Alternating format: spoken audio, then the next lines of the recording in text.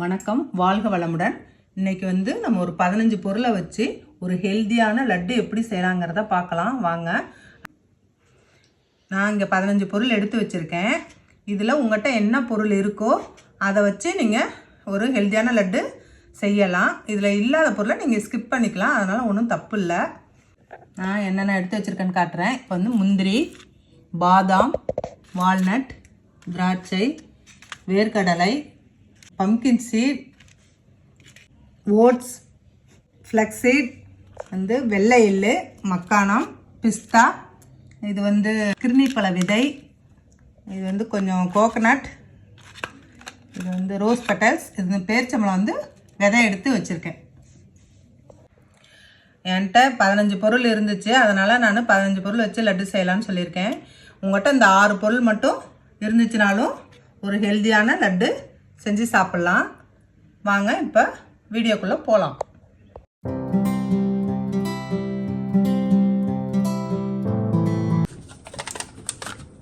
பாதாம் 50 கிராம், இதை நம்ம ட்ரை ரோஸ்ட்டாக வச்சுக்கலாம்.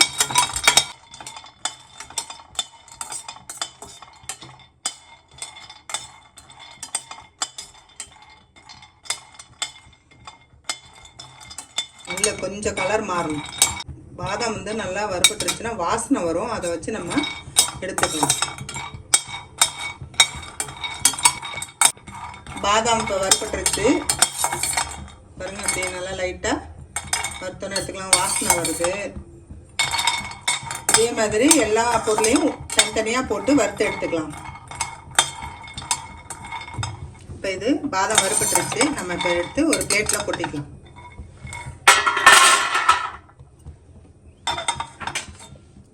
அடுத்தது முந்திரி போட்டுக்கிறேன். இது 50 கிராம் இருக்கும்.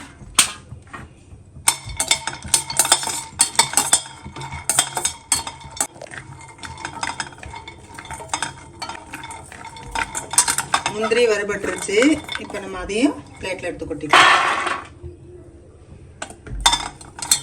அடுத்து வால்நட் போட்டுக்கலாம்.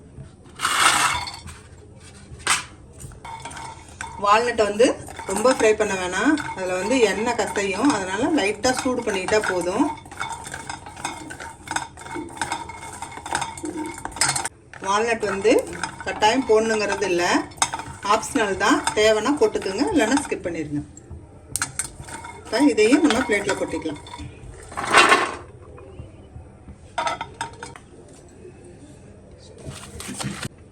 அடுத்தது பிஸ்தா 50 கிராம், அதையும் போட்டுக்கலாம். ரோஸ்ட் பண்ண பிஸ்தா நான் எடுத்திருக்கேன். நீங்கள் ரோஸ்ட் பண்ணதையும் எடுத்துக்கலாம், இல்லைன்னா ரோஸ்ட் பண்ணாத பிஸ்தாவும் போட்டு நீங்கள் ரோஸ்ட் பண்ணி போட்டுக்கலாம்.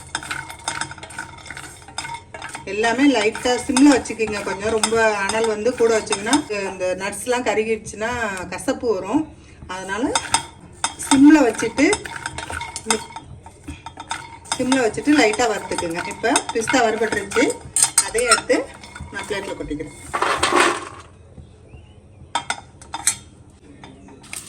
அடுத்தது வேர்க்கடலை, அதையும் போட்டு வறுத்துக்கலாம். நான் எல்லாமே 50 கிராம் எடுத்திருக்கேன். உங்களுக்கு அதிகமாக வேணும்னா எக்ஸ்ட்ரா போட்டுக்கோங்க.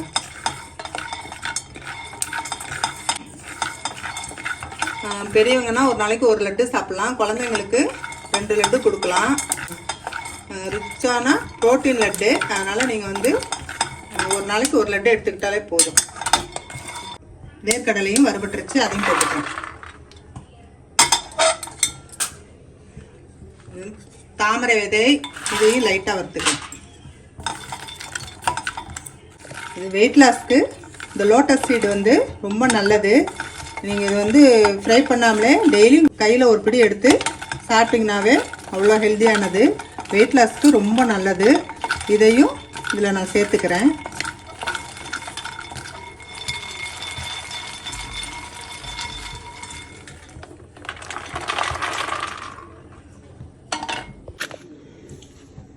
பம்கின் சீட் போட்டுக்கிறேன். இந்த சீட்லாம் வந்து எல்லாம் நம்ம ஒன்றா போட்டு ஃப்ரை பண்ணிக்கலாம். ஏன்னா இதெல்லாம் வந்து எண்ணெய் வரும், அதனால் லைட்டாக வறுத்தா போதும். இது வந்து கிர்னி பழ சீடு.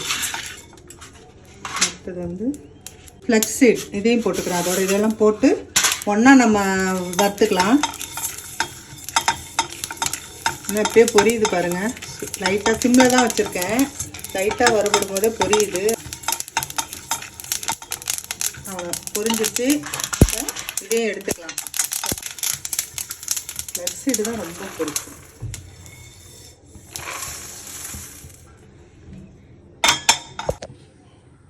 ஓட்ஸ் போட்டுக்கிறேன். இதுவும் வெயிட் லாஸ்க்கு நல்லது, அதனால் இதையும் அந்த இதோட சேர்த்துக்கிறேன் நான். இது லைட்டாக வறுபட்டா போதும்.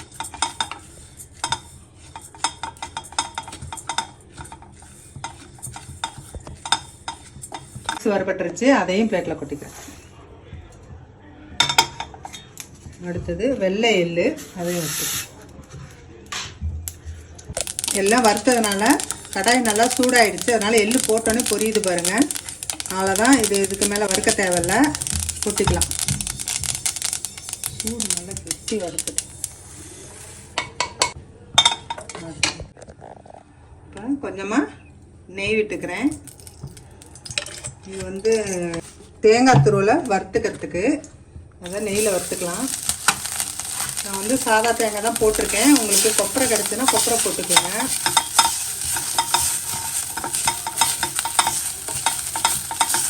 ஏன்னா இது ரொம்ப நாள் வச்சு சாப்பிட்றது, அதனால் நான் தேங்காய் கம்மியாக தான் போட்டிருக்கேன். தேவைன்னா நீங்கள் இது போட்டுக்கலாம், இல்லைன்னா ஸ்கிப் பண்ணிக்கோங்க. தேங்காய் வறுபட்டுருச்சு. இப்போ நல்லா வறுத்துக்கிட்டோம்னாவே கொஞ்சம் வீணாக போகாது.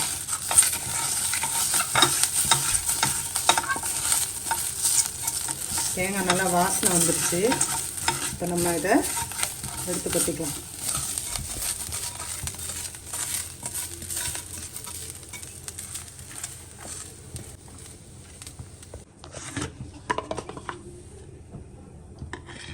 மறுபடியும் கொஞ்சமாக ஒரு ஸ்பூன் நெய் ஊற்றிக்கலாம். நெய் ஊற்றிட்டு இந்த திராட்சையை போட்டு அதில் வறுத்துக்கலாம். நம்ம இதை வறுத்துட்டு கூட ஸ்டவ்வை ஆஃப் பண்ணிவிட்டு டேட்ஸ் அதில் போட்டு அதையே ஃப்ரை பண்ணிக்கலாம். இது நான் டேட்ஸ் போட்டுறேன். இதில் வந்து கொட்டையெல்லாம் எடுத்துகிட்டு வச்சுருக்கேன். இது ஒரு பைண்டிங்காக தான். இது வந்து நம்ம தேவைக்கு போட்டுக்கலாம். நல்லா சாஃப்டான டேட்ஸாக எடுத்துக்குங்க. அப்போ தான் வந்து நமக்கு மிக்சியில் அரைச்சா நல்லா ஒரு கொலகொலப்பு தன்மை கொடுக்கும், பைண்டிங் ஆகும் உருண்டை பிடிக்கும் போது. அவ்வளோதான். இப்போ ஸ்டவ் ஆஃப் பண்ணிவிட்டு இந்த சூட்லேயே நல்லா கொஞ்சம் வறுத்துக்கலாம். அவ்வளோதான். எல்லா பொருளையும் நம்ம வறுத்து எடுத்தாச்சு.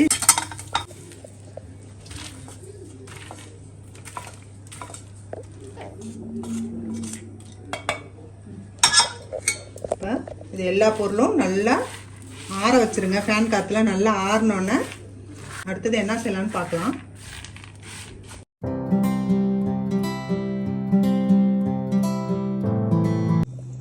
வறுத்த நட்ஸ் எல்லாம் ஆறிடுச்சு. எல்லா நட்ஸும் வந்து வறுத்துட்டு கடைசியாக நம்ம டேட்ஸ் வந்து வறுத்து எடுத்துக்குங்க. இதில் வந்து கொஞ்சம் ஈரப்பதம் இருக்கும், அதனால் வந்து ஒன்றா போட்டு அரைச்சிங்கனாக்கா இந்த நட்ஸ் எதுவும் மசியாது. அதனால் நட்ஸை வந்து நம்ம ஃபஸ்ட்டு குறன்னு அரைச்சிட்டு அதுக்கப்புறமா லாஸ்ட்டாக இந்த டேட்ஸை போட்டு அரைச்சி மிக்ஸ் பண்ணிக்கலாம். இதை ஃபஸ்ட்லேயே போட்டிங்கனாக்கா நட்ஸ் எதுவும் அரைப்படாது, அதனால் இதை லாஸ்ட்டாக போட்டுக்கலாம். இப்போ வந்து நான் ஜாரில் நட்ஸை போட்டு கொஞ்சம் குறன்னு அரைச்சிக்கலாம். ரொம்ப நைஸாக அரைக்காதீங்க.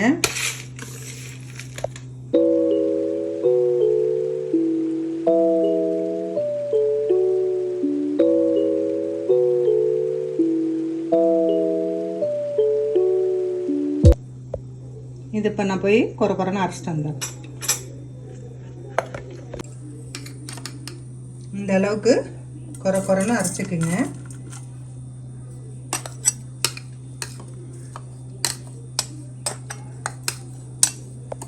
நான் ஒரு பேட்சை அரைச்சிட்டேன், அடுத்த பேட்சை போட்டுக்கிறேன்.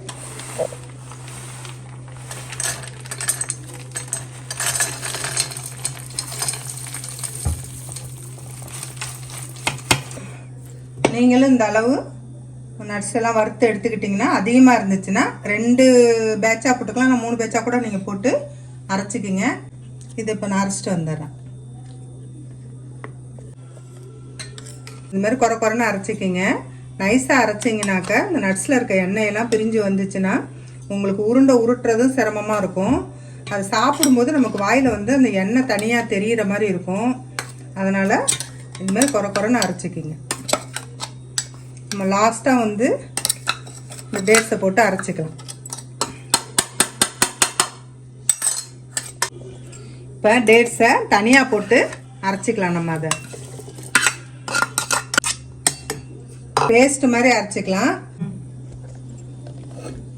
இந்த அளவுக்கு பேஸ்ட் மாதிரி அரைச்சிக்கிங்க. அரைச்சிங்கன்னா பேஸ்ட்டாக தான் ஆகும். இது மாதிரி அரைச்சிக்கிங்க. அரைச்சிட்டு இப்போ இதோட சேர்த்து நம்ம பிசைஞ்சிக்கலாம். இதோட திராட்சை கூட போட்டு நம்ம அரைக்கிறனால அரைச்சிக்கலாம்.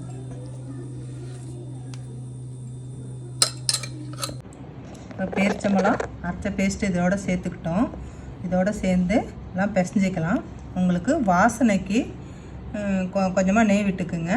இல்லை பைண்டிங் வரலனாலும் நெய் விட்டுக்கலாம். நான் வாசனைக்காக கொஞ்சமாக நெய் விட்டுக்கிறேன். போட்டு பிசைஞ்சிக்கலாம். இதில் வந்து நட்ஸு சீடு எல்லாமே சேர்த்துருக்கனால ஹேர் க்ரோத்துக்கு நல்லது. போன் வந்து நல்லா ஸ்ட்ராங்காக இருக்கும். ஸ்கின்னு வந்து நல்லா க்ளோவாகவும் இருக்கும். இது சின்னவங்க முதல்ல பெரியவங்க வரைக்கும் டெய்லி ஒரு லட்டு எடுத்துக்கிட்டாங்கன்னா ரொம்ப நல்லது. மெயினாக வந்து நாட்டு சர்க்கரையோ வெள்ளை சர்க்கரையோ நம்ம எதுவும் சேர்க்கலை. அதனால் சுகர் பேஷண்ட் கூட எடுத்துக்கலாம். ஒரு நாளைக்கு ஒரு லட்டு எடுத்துக்கிட்டால் போதும். ரொம்ப நேரமாக உட்காந்து வேலை பார்க்குறவங்களுக்கு எலும்பு வந்து ஸ்ட்ராங்காக இருக்கும். அதேமாதிரி டீனேஜ் குழந்தைங்களும் காலையில் பிரேக்ஃபாஸ்ட் யாருமே சாப்பிட மாட்டேங்கிறாங்க. அவங்களுக்கும் இதில் ஒரு உருண்டை சாப்பிட்டுட்டு ஒரு டம்ளர் பால் குடிச்சிட்டு போனாங்கன்னா கூட அவங்களுக்கு வயிறும் ஃபில்லிங்காக இருக்கும், ஸ்ட்ரென்த்தாகவும் இருக்கும். அதனால் இதை செஞ்சு கொடுங்க. கொலஸ்ட்ரால் இருக்கவங்க ஒரு லட்டுக்கு மேலே எடுத்துக்காதீங்க. இது மாதிரி நம்ம உருண்டை பிடிச்சி வச்சுக்கலாம்.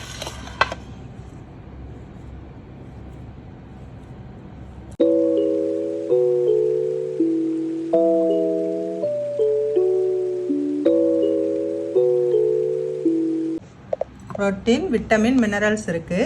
புரோட்டீன் அதிகமாக இருக்கிறதுனால வெயிட் போடும். அதனால் அதிகமாக எடுத்துக்கக்கூடாது இந்த உருண்டையை. இது வந்து ஒல்லியாக இருக்க பிள்ளைங்க எது கொடுத்தாலும் குண்டாக மாட்டேங்குதுன்னு நினைக்கிறவங்க ஒரு நாளைக்கு 2 லட்டு கூட கொடுக்கலாம்.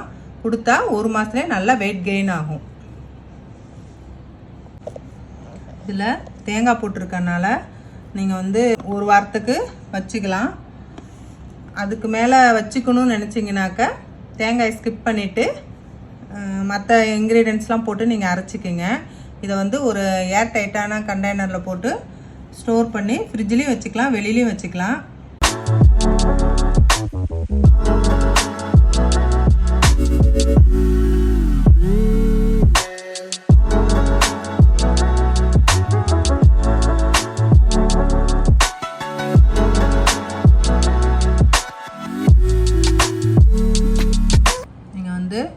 ஒரு 5 நாளைக்கு இந்த லட்டை வச்சு சாப்பிட்ணுன்னு நினச்சிங்கன்னா நான் செஞ்ச அளவில் பாதி கூட எடுத்து நீங்கள் செஞ்சுக்கலாம். இல்லைன்னா நான் சொன்ன மாதிரி உங்களுக்கு ஒரு 6 நட்ஸ் மட்டும் வச்சு மெயினாக அதில் பேரிச்சம்பழம் சேர்த்துங்க. அப்போ தான் அது பைண்டிங்க்கு வந்து நல்லாயிருக்கும். அதனால் பேரிச்சம்பழத்தோட ஒரு 6 இன்க்ரீடியன்ஸு சேர்த்துக்கலாம். சேர்த்து கூட நீங்கள் செஞ்சு ஒரு 5 நாளைக்கு வெளியில் வச்சு சாப்பிட்ற மாதிரி அப்பப்போக்கு கூட நீங்கள் இதை செஞ்சுக்கலாம். செஞ்சு ஸ்டோர் பண்ணி வச்சு தான் சாப்பிட்ணுங்கிறது இல்லை. குழந்தைங்களுக்கு ஏதாவது ஒன்று செஞ்சு தரணுன்னா கூட நீங்கள் இருக்க நட்ஸ் ஒரு 4-5 நட்ஸ் இருக்குன்னா கூட அதை நீங்கள் உடனே வறுத்து நீங்கள் பவுடர் பண்ணி நீங்கள் குழந்தைங்களுக்கு கொடுக்கலாம். நான் அதில் வந்து 15 பொருள் தான் சேர்த்துருக்கேன். இது இல்லாமல் கசகசா, சன்ஃப்ளவர் சீடு, சியா சீட்ஸு எல்லாமே வந்து இதில் போட்டு லட்டு பிடிக்கிறாங்க. எல்லா நட்ஸு சீட்ஸ் எல்லாம் போட்டிருக்கேன். இதுவே வந்து வெயிட்டு கெயின் ஆகும். அதனால் நான் அதை ஸ்கிப் பண்ணிட்டேன். உங்களுக்கு வேணும்னா நீங்கள் வந்து கசகசா, சன்ஃப்ளவர் சீட்ஸு, சியா சீட்ஸு எல்லாமே சேர்த்து கூட நீங்கள் போட்டுக்கலாம். இது மாதிரி எல்லா உருண்டையும் பிடிச்சிக்குங்க.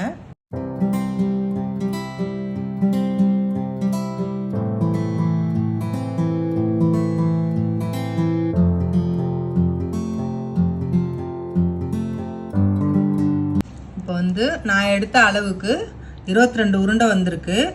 நான் வந்து இந்த சைஸுக்கு பிடிச்சிருக்கேன். உங்களுக்கு எந்த சைஸுக்கு பிடிக்கணுமோ பிடிச்சிக்குங்க.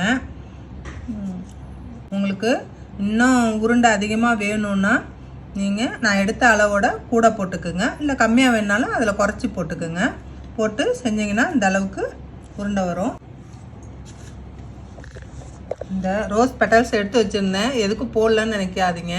இதை வந்து நம்ம அந்த நட்ஸோடையும் போட்டு நான் அரைக்கலான்னு பார்த்தேன். ஆனால் எங்கள் வீட்டில் இது போட்டால் பிடிக்கலன்ட்டாங்க, அதனால் நான் போடலை. போட்டு பிடிச்சாலும் நல்லாயிருக்கும். மேலே டெக்கரேஷனுக்காக கொஞ்சமாக தூவி எடுத்துக்கிறேன்.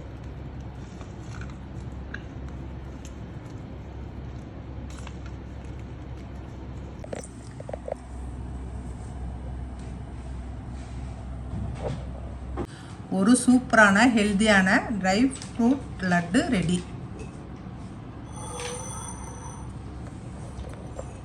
ஏர்டைட் கண்டெய்னரில் ஸ்டோர் பண்ணிக்கலாம்.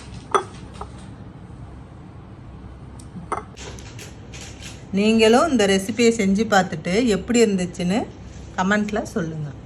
இந்த வீடியோ உங்களுக்கு பிடிச்சிருந்துச்சுன்னா லைக் பண்ணுங்கள், ஷேர் பண்ணுங்கள், கமெண்ட் பண்ணுங்கள். கவி விலாக்ஸ்க்கு சப்ஸ்கிரைப் பண்ணுங்கள். தேங்க்யூ. இந்த மாதிரி ஏர் டைட் கண்டெய்னரில் போட்டு ஸ்டோர் பண்ணி வைங்க. தேங்க்யூ.